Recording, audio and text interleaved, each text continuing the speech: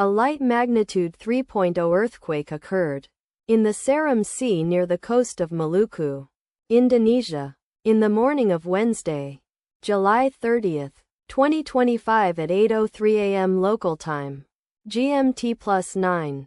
The depth of the quake could not be determined, but is assumed to be shallow. The quake was not felt, or at least not reported so. First to report, BMKG after 6 minutes.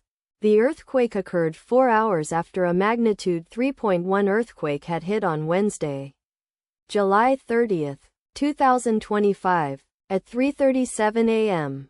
GMT+9 local time, in 2.5 kilometers, 1.5 miles, distance to the northwest. Data source from Volcano Discovery.